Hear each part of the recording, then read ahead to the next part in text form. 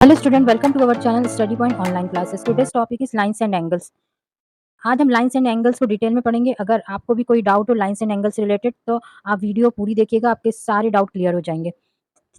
चलिए, सबसे पहले हम देखते हैं लाइन। लाइन क्या होती है? Line is a straight one dimensional figure. Line एक स्ट्रेट वन डायमेंशनल फिगर होता है। लाइन हॉरिजॉन्टल, वर्टिकल कुछ भी हो सकती है, ठीक है। अब लाइन को हम किस तरह से डिनोट करते हैं? जैसे ये ए बी एक हमारी लाइन है, तो हम ए बी लिख लेंगे और उस पर बार लगा देंगे, तो इस तरह से हम लाइन को डिनोट करते हैं। और लाइन जो होते हैं उससे कोई एंड पॉइंट नहीं होते, दोनों तरफ से हम उसको बढ़ा सकते हैं, यहाँ से भी बढ़ा सकते हैं और यहाँ से भी। तो ये हो गई लाइन। अब लाइन के दो टाइप्स होते हैं, लाइन सेगमेंट और रे। तो जो लाइन सेगमेंट होता है उसका उसमें क्या डिफरेंस है? उसके दो एंड पॉइंट होते हैं। मतलब जैसे अगर हमें खींचना 3 सेंटीमीटर की लाइन या 4 सेंटीमीटर की, वो इतनी खींच के रुक जाएगी, मतलब उसके आगे हम नहीं बढ़ाएंगे, तो वो लाइन सेगमेंट होता है। तो लाइन सेगमेंट के दोनों एंड पॉइंट होते हैं। ये ना यहाँ से बढ़ सकता ना इधर से, ठीक है। मतलब ये यहाँ पे रुक गए, ये उसके एंड पॉइंट हो गया। तो ए बी, और उसको डिनोट किस तरह से करते हैं? दोनों तरफ एरो लगा के। तो ये लाइन सेगमेंट हो गया। तीसरा होता है रे। रे जो होता है उसका एक एंड पॉइंट होता है और दूसरी तरफ से हम उससे कितना भी बढ़ा सकते हैं। जैसे ये जो ए है, ये इसका एंड पॉइंट है, यहाँ से हम इसको एक्सटेंड नहीं कर सकते। लेकिन जो ये ओ है, यहाँ से देखिए, यहाँ एरो नहीं लगा, मतलब इसको हम कितना भी एक्सटेंड कर सकते हैं। तो ये ओ ए, और सिर्फ एक एरो लगा के हम रे को डिनोट करते हैं। तो ये डिफरेंस है लाइन, लाइन सेगमेंट और रे में। एक बार और मैं बता दूं, लाइन जो होती है उनके एंड पॉइंट नहीं होते हैं, उसको हम दोनों तरफ से एक्सटेंड कर सकते हैं। लाइन सेगमेंट जो होते हैं उनके एंड पॉइंट होते हैं और उसको हम दोनों तरफ से एक्सटेंड नहीं कर सकते। लाइन को हम बार से डिनोट करते हैं, लाइन सेगमेंट को हम दोनों तरफ एरो लगा के डिनोट करते हैं। और जो रे होता है उसका एक एंड पॉइंट होता है और दूसरी तरफ से हम उसको बढ़ा सकते हैं, एक्सटेंड कर सकते हैं। तो उसे ओ ए और एक एरो लगा के डिनोट करते हैं, ठीक है। अब हम कुछ ऑपरेशन जो परफॉर्म करते हैं लाइन पे वो देख लेते हैं। फर्स्ट है परपेंडिकुलर लाइन। परपेंडिकुलर लाइन क्या होती है? जब दो लाइन, जैसे ए बी और सी डी, यहाँ पास दो लाइन है, ये दोनों आपस में इंटरसेक्ट हो रही है एक सिंगल पॉइंट पे। सिंगल पॉइंट पे जहाँ इंटरसेक्ट हो रही है वो पॉइंट हमने क्या ले लिया? ओ। तो ये जहाँ पे इंटरसेक्ट हो रही है वहाँ पे 90 डिग्री का एंगल बनेगा। तो ये यहाँ भी 90 बनेगा, यहाँ भी, यहाँ भी, यहाँ भी। तो ये होती है परपेंडिकुलर लाइन। इसका मतलब क्या है? ए बी सी डी पे परपेंडिकुलर है। तो परपेंडिकुलर लाइन इस पॉइंट पे इंटरसेक्ट होती है, उस पॉइंट पे 90 डिग्री का एंगल बनता है, ठीक है। ये होती है परपेंडिकुलर लाइन। उसके बाद होता है पैरेलल लाइन। पैरेलल लाइन्स क्या होती हैं? जैसे हमारे पास पी क्यू एक लाइन है और आर एस एक लाइन है, ये कहीं भी एक दूसरे से मिलेंगी नहीं, ये एक दूसरे के आमने सामने ही चलती रहेंगी, पैरेलल रहेंगी। ये पैरेलल लाइन्स कहलाती हैं। मतलब इन ये ना कहीं इंटरसेक्ट होंगी ना किसी भी पॉइंट पे मिलेंगी, ठीक है। जैसे रेलवे ट्रैक होता है, सीधा सीधा एक दूसरे के पैरेलल है, तो ऐसी लाइन्स पैरेलल लाइन्स कहलाती हैं। तो पी क्यू और आर एस क्या है? पैरेलल लाइन्स है। तो P Q is parallel to R S. फिर उसके बाद आती है ट्रांसवर्सल लाइन। ट्रांसवर्सल लाइन वो होती है जब दो पैरेलल लाइन्स को एक लाइन कट करती हुई जाती है अलग अलग पॉइंट पे। तो एल यहाँ क्या है? ट्रांसवर्सल लाइन है। ए बी और सी डी दो पैरेलल लाइन है, एल जो है वो ट्रांसवर्सल लाइन है, वो उसको इंटरसेक्ट कर रही है अलग अलग पॉइंट पे। यहाँ पी पॉइंट पे इस लाइन को इंटरसेक्ट कर रही है, क्यू पॉइंट पे सी डी लाइन को इंटरसेक्ट कर रही है।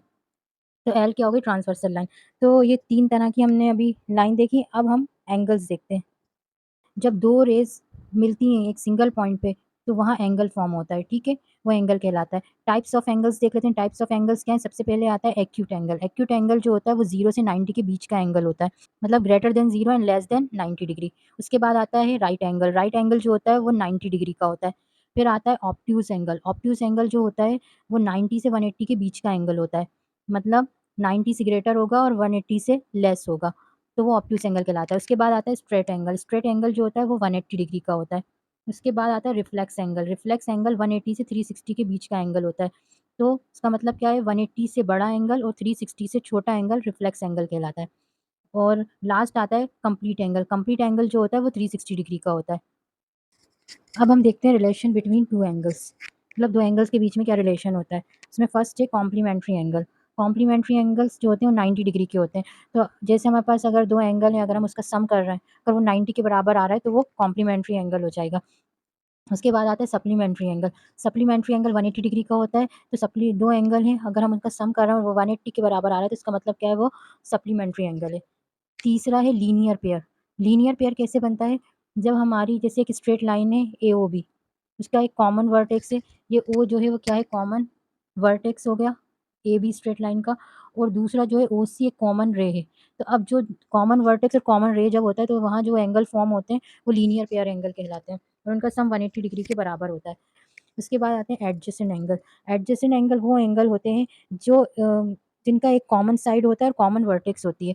जैसे अब हम ये एक ए ओ बी, ये एक एंगल बन रहा है ए ओ बी, उसमें जो ओ है वो कॉमन वर्टेक्स है और ओ सी जो है वो कॉमन साइड है। ए ओ सी में भी आ रहा है और बी ओ सी में भी आ रहा है। तो ठीक है, तो जो एक्स और वाई होगा वो क्या होगा, वो एडजेसेंट एंगल होगा।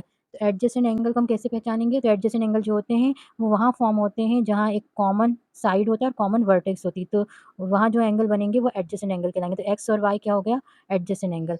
अब हम और एंगल्स देखते हैं। अब हम देखते हैं वर्टिकली अपोजिट एंगल। तो वर्टिकली अपोजिट एंगल जो होते हैं उसको आप बस दिमाग में रखिए कि एक्स जहाँ बनता है उसके जो आमने-सामने एंगल होते हैं वो वर्टिकली अपोजिट एंगल होते हैं। जैसे जहाँ भी इस तरह से फिगर बन रहा है, एक्स बन रहा है, तो उसके आमने-सामने क्या एंगल है, जैसे यहाँ एंगल 1 और एंगल 2 है, ये इक्वल हो जाएगा।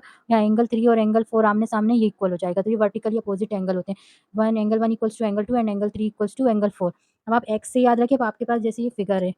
अब इस फिगर में हमें वर्टिकली अपोजिट एंगल देखना है कहाँ है, तो हम देख लेंगे ये लाइन और ये देखिए ये कट हो रहा है, इंटरसेक्ट हो रहा है, यहाँ एक्स बन रहा है, तो मतलब यहाँ जो आमने-सामने एंगल है वो इक्वल हो जाएँगे। एंगल 1 इक्वल्स टू हो जाएगा angle 4 and angle 2 equals to angle 3। इसी तरह से एक ये लाइन जा रही है और एक ये लाइन, ये कट हो रहा है, यहाँ भी एक शेप का एक फिगर फॉर्म हो रहा है, तो यहाँ के एंगल भी अपोजिट एंगल इक्वल हो जाएँगे। तो angle 5 equals to angle 8 and angle 6 equals to angle 7। ठीक है? तो आपको जब भी वर्टिकली अपोजिट एंगल निकालना है, तो आप उस फिगर में देखिए 2 लाइन कहाँ कट हो रही हैं, एक्स शेप कहाँ बन रहा है, जहाँ भी एक्स शेप बन रहा है उसके अपोजिट एंगल को इक्वल ले लीजिए, वो हो जाएगा वर्टिकली अपोजिट एंगल। अब हम देखते हैं अल्टरनेट इंटीरियर एंगल और अल्टरनेट एक्सटीरियर एंगल, ठीक है? तो अल्टरनेट इंटीरियर एंगल्स जो होते हैं या अल्टरनेट एक्सटीरियर एंगल जो होते हैं उसमें हमेशा याद रखिए ज़ेड टाइप का शेप बनता है। अगर कोई भी हमें फिगर दिया उसमें आप ज़ेड जैसा शेप बना के देख लें और जो उनके अल्टरनेट साइड पे जो एंगल बन रहा है वो अल्टरनेट एंगल्स हो जाएँगे। और अगर अंदर बन रहा है तो इंटीरियर और बाहर बन रहा है तो एक्सटीरियर एंगल।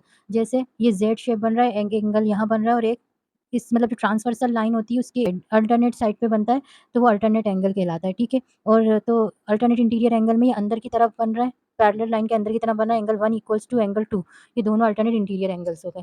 फिर आता है अल्टरनेट एक्सटीरियर एंगल, तो जो ट्रांसवर्सल लाइन है उसके अपोजिट में बाहर की तरफ ये एंगल बन रहा है, लाइन के बाहर बन रहा है, तो अल्टरनेट एक्सटीरियर एंगल हो गए।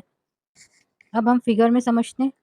अब जैसे हमें ये फिगर दिया हुआ है, इसमें हमें कैसे पता चलेगा अल्टरनेट इंटीरियर और अल्टरनेट एक्सटीरियर एंगल कौन-सा है? तो हम ज़ेड शेप फॉर्म कर लेते हैं। जैसे ये लाइन गई है, ये पैरेलल लाइन, ये ट्रांसवर्सल लाइन, ये दूसरी पैरेलल लाइन, तो ये बन गया हमारा ज़ेड शेप।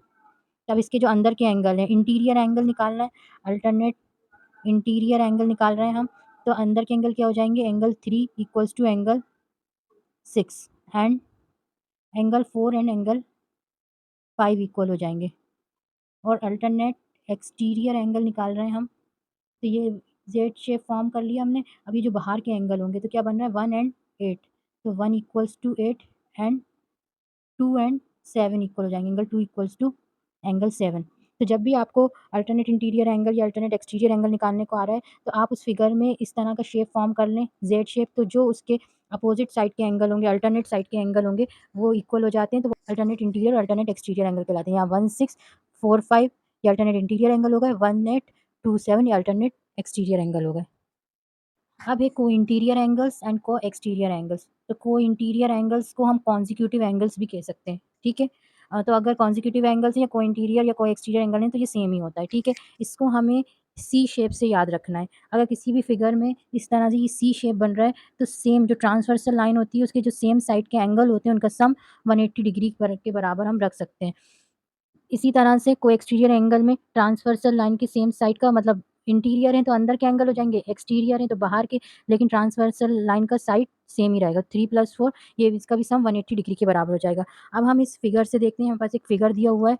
अब यहाँ हम देखें तो हम इसका सी शेप बना के देख लेते हैं। ये बन रहा है, इस साइड भी बन रहा है और दूसरे साइड भी बन रहा है।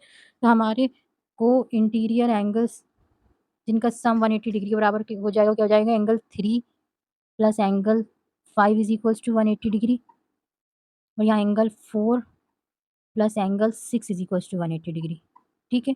इसके बाद है को-एक्सटीरियर एंगल। अब यहाँ भी हम जो सी शेप बन रहा है उसके ऊपर वाले एंगल देख लेंगे। तो ये बन रहा है सी शेप, इसके ऊपर वाला एंगल क्या है? 1 एंड 7, तो 1 plus 7 is equals to 180 degree और यहाँ क्या बन रहा है? 2 एंड 8, तो 2 plus 8 is equals to 180 degree. तो ये हो गए हमारे को-इंटीरियर एंड को-एक्सटीरियर एंगल्स, जिन्हें हम कॉन्सेक्यूटिव एंगल्स भी कहते हैं।